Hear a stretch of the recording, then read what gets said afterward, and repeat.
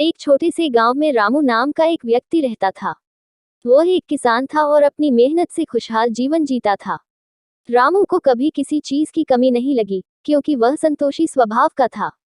गांव के लोग उसे उसकी ईमानदारी और सरलता के लिए बहुत पसंद करते थे।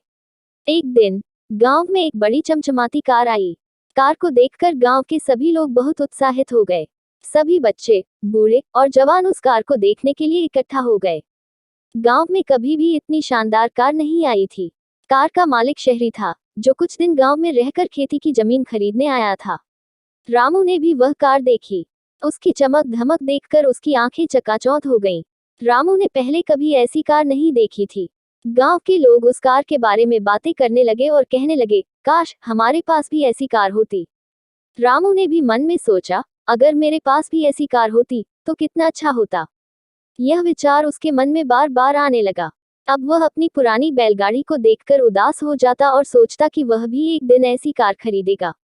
कुछ दिन बीतने के बाद शहरी व्यक्ति गांव से चला गया और अपनी कार भी साथ ले गया। लेकिन गांव वालों के मन में कार की यादें बनी रहीं। रामू के मन में कार के प्रति मोह बढ़ता गया। वह अब दिन रात इसी सोच में रहता कि वह कैसे उस कार जैसी कार खरीद सकता है।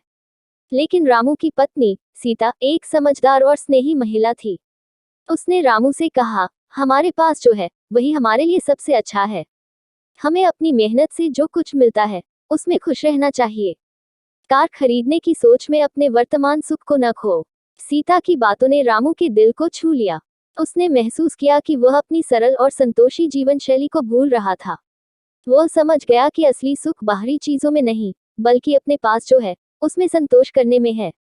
रामू ने कार खरीदने का विचार छोड़ दिया और फिर से अपनी पुरानी बैलगाड़ी के साथ खुशी खुशी खेतों में काम करने लगा। गांव के लोग भी अपने अपने काम में लग गए और उस कार को धीरे धीरे भूल गए।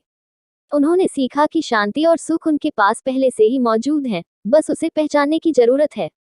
इस कहानी से यह शिक्षा मिलती है कि कभी कभी हम दूसरों की चीजों को देखकर अपने जीवन से असंतुष्ट हो जाते हैं, लेकिन असली सुख और संतोष हमारे पास पहले से मौजूद चीजों में होता है।